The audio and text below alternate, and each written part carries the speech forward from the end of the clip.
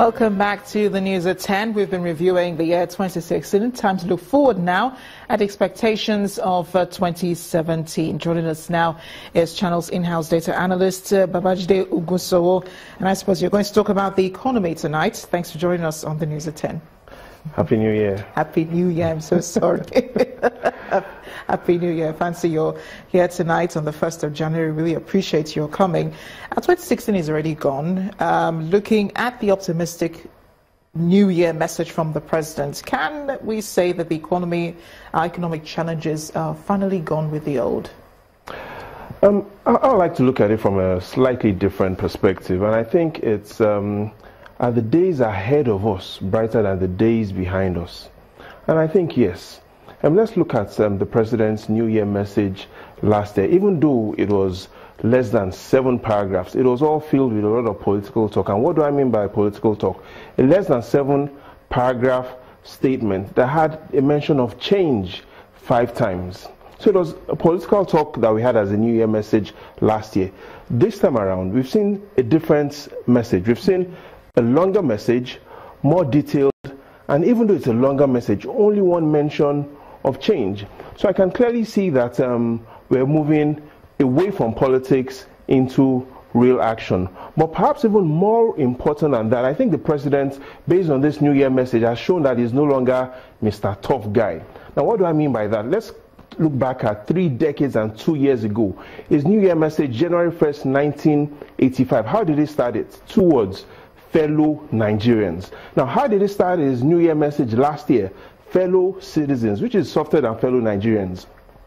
Today, what was his New Year message like? It started with, my dear compatriots. So we can clearly see a trend of a president that is now more appealing and is really saying and decided that is not going to be able to solve all the problems by himself. And I think he's really calling out for people to help him by starting with, my dear compatriots, compared to how previous New Year messages had started. And a lot of concerns there were in 2016, especially as concerns the economy. Some of the major concerns were the rising price of food, household items, exchange rates, and foreign reserves for economists. Is there any assurance that 2017 will probably be better than 2016, even though the president has promised? So are there assurances? No, there aren't. But are there ways for us to look at what has happened in 2016 and what is likely to happen in 2017?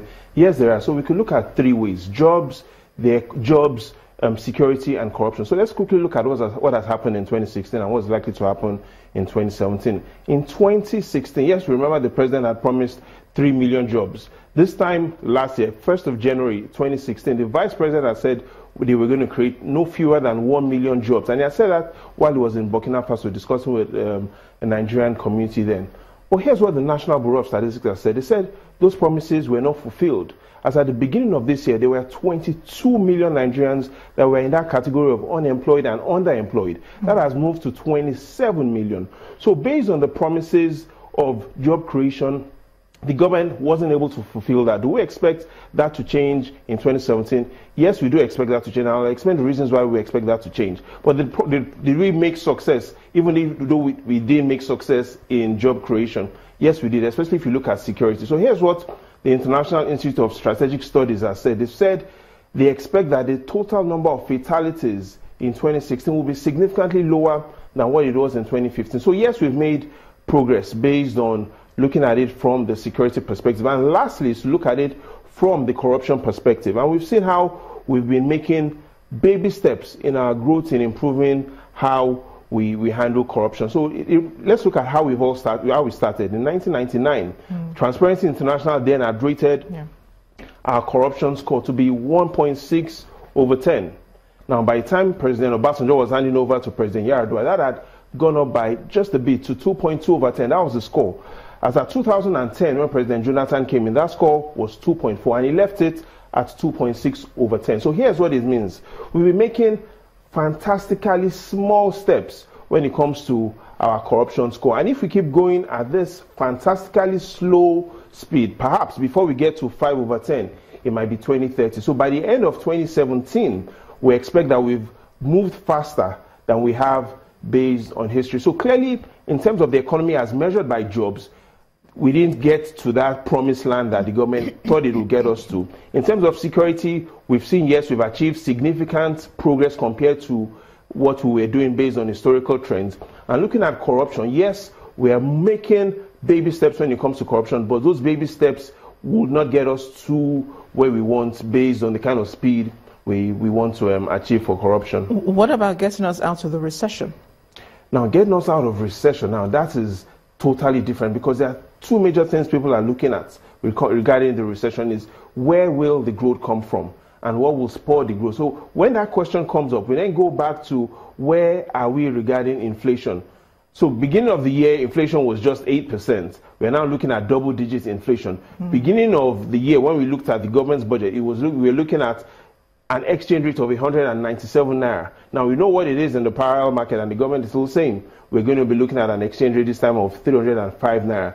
The last is looking at where our external reserves was as at the beginning of January 2016, $32 billion. We are currently down to $25 billion. So 2017 will really be interesting to see how we turn around the economy regarding what will the exchange rate really be, what will the external reserves position really be, and what will the inflation be as at the end of December 2017.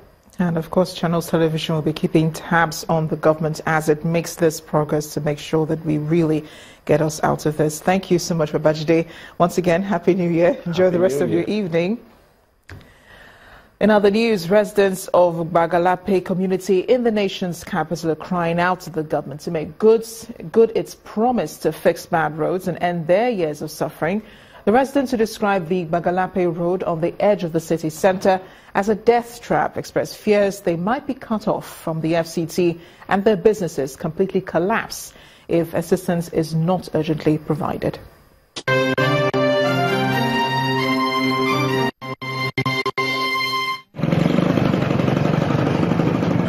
Only one glance at this stretch of road on the edge of the nation's capital and the feeling of uncertainty settles.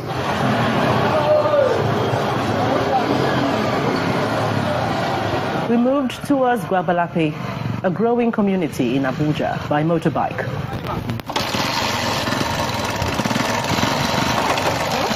This is the only means of transportation in this community, which is home to thousands of residents who cannot afford to live in the city center.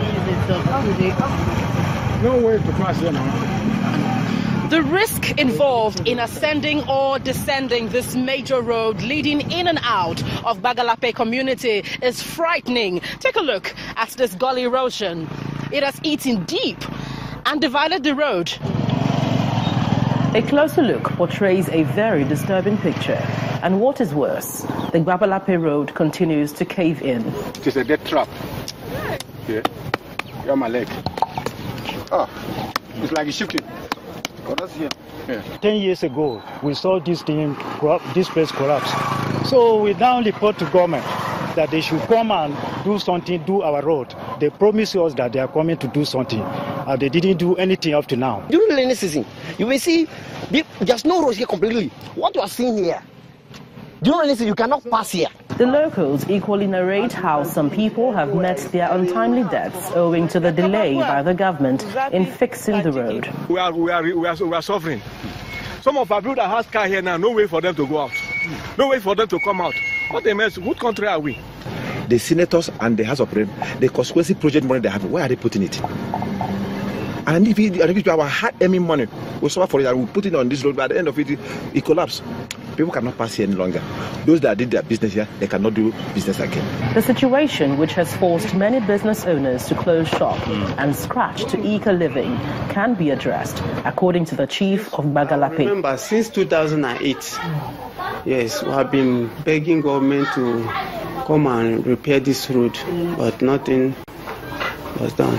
If in case the Niger River Basin Development couldn't do as we expected between now and of course the month of March, this area council, before the rainfall sets in again, we should be able to do something as it regards to Baggala Pay Road.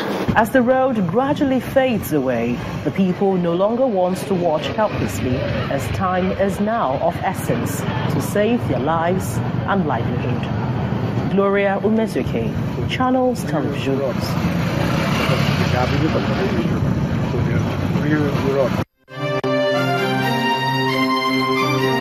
To security now, the Inspector General of Police, Ibrahim Idris, has announced plans to set up a mobile squadron unit in Kafanchan, Kaduna State, to end frequent attacks on some communities. Mr. Idris made this known while on a fact-finding mission to Jema local government area. The police boss, who also inaugurated a committee to investigate the recent attacks on Goska, Ninte and other villages, vows to arrest and prosecute the perpetrators. Everybody, all citizens of this local government, of this emirate, to cooperate with the security agencies. We are going to set up a panel to investigate. Most of you have made some comments here. I wanted to avail that panel, give them all the information you have, because that's the information that we require to have a just conclusion. And like I promised you, anybody found indicted, whether as a politician, whether as a traditional ruler, whether a part of government, we are going to be very just in that report. And I'm just telling you, we are going to forward that report to the president. Of course, all of you know. You know me, there is no wavering. And I want the panel to do a very, very thorough job for this. Music and dance ushered in 2017 at One Lagos Fiesta, which climaxed at the Bar Beach in Lagos State, southwest Nigeria. Residents came out in their numbers to enjoy the celebrations as they kept vigil. The Executive Governor of Lagos State, Mr. Akiwumi Ambode, asked residents to support government's efforts at sustaining made in Nigeria goods, as this will help sustain progress in socio-economic development.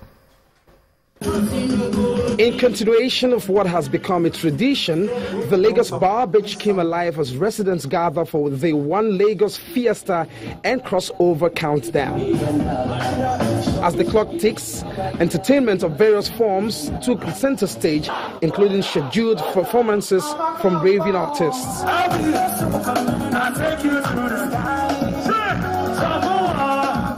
At exactly midnight, the atmosphere erupted into fanfare with beautiful fireworks as the city joins the rest of the world to say goodbye to 2016 and welcome the new year with unreserved optimism.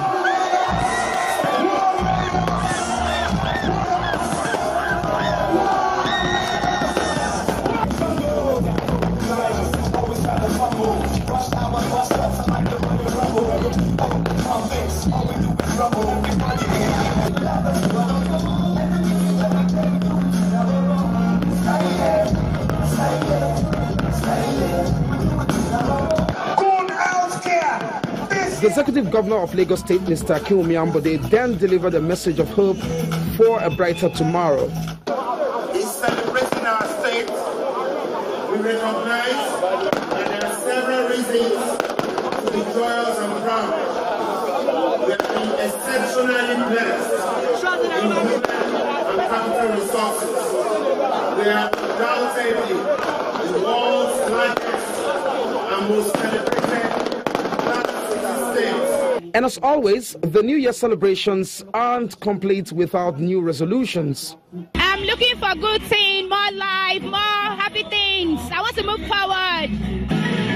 Long life, good health, and prosperity. New resolutions or not, the celebration of the year comes with renewed hope and belief system enough to inspire the required confidence to carry on. Happy New Year!